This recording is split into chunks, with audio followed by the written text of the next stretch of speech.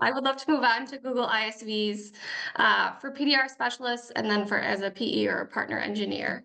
PR, this is actually a special case for scaling for those who are really looking to co-invest with Google. This is some additional support you want to explore. When is the right time to invest in this resource from a Google perspective and then from an external perspective as an ISV? That's a really good question, right? So like in our partner program, we've got like a progression of partners, right? So a lot of the times what you'll usually start with is like a partner advisor, then you'll move to like a PDM, and then after a PDM, you'll be assigned an ISV specialist or an ISV PDR or partner engineer, right? What I would advise partners to do and focus on is making sure that we are hammering down on marketplace, right? If we are able to transact a lot of business through the marketplace, that in itself gains eyes and visibilities across the partner ecosystem and across the cloud service provider ecosystem as well.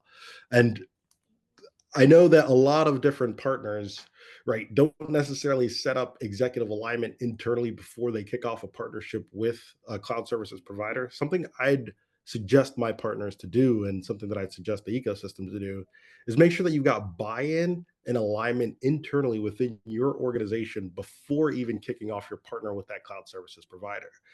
What that does is it shows your investment in that relationship, and it shows your investment in that cloud services provider, right? If we're getting our executives aligned and they're bought in and they're moving marketplace, that then will be reciprocated on the other side because we see the increase in investment as well.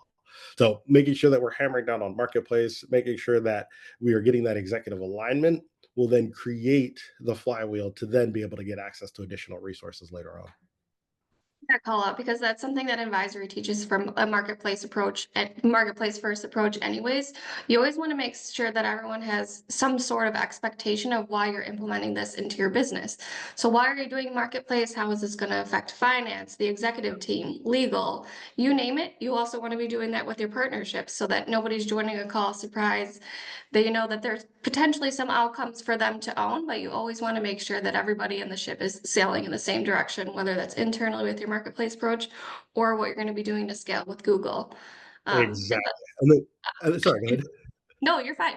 I was just going to say this is a co-investment. So obviously, if you're ready to invest in anything, you want to make sure that you're doing proper due diligence and setting proper expectations 24/7. Communication is key, especially when you get to this stage.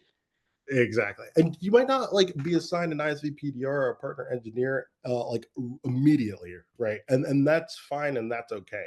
Like the ISV PDR and the partner engineer are really meant to like help you accelerate your partner with that cloud services provider, right? Like the partner engineer is there to help you think about co-innovation and co-building with that cloud services provider. So how can we leverage them to either get connections into different parts of the product organization, or just to generally think or help us think about what our better together is with that cloud services provider, so that when we go and talk to reps, it's a more compelling story and they're more responsive. And one thing you mentioned earlier too, when you said doing a lot through marketplace, is there a number attached to that? Depending on size, like right, you might be a small startup ISV, or you might be very mature in the ecosystem. Is there different sizes per ISV that count as doing a lot?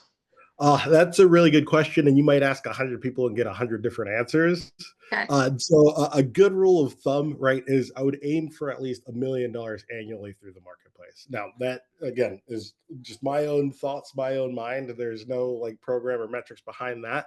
But what I can see is that $1 million through the marketplace shows not only like your investment in the program and in the marketplace itself, but that is usually the threshold at which you can get granted or get permit or get invited to different programs Okay. within different cloud ecosystems. And then when you're invited to programs, again, that helps accelerate the partnership because you're able to either get new incentives, or you're able to join programs that allow you to co-build and get funding to co-build with that cloud services provider as well. I like that call out. And like you said, it could change based on people, but I think having a number to aim for no matter what you're doing in your business is always like a good goal to have for, pie in the sky. But this is what if you can get to this stage and you continue to scale, like at $1 million, Google can see that you've made your own personal investment in that marketplace business. Now they're ready to give you more resources and time. Obviously, everyone wants to drive pipeline and close more deals. So once you've proven yourself to that stage, or maybe it might be a little bit less or more based on who you're working with at Google, but I think that just shows the type of investment you need to make and work that you have to put in your own to get to this stage. And I think you called it out, right? Like it's a pie in the sky number again, right? Like that's not a hard number. That's not a hard and fast number. That's just a pie in the sky number. Right. So if you're aiming for that, I think what's really important as well is just to make sure that the year over year growth through the marketplace is increasing. Because I think that is a compelling statistic as well, right? So like maybe you're not going to close like $1 million through the marketplace, but if you close one deal one year and then the next year you close three deals and the next year you close five, like that progression is also really, really good.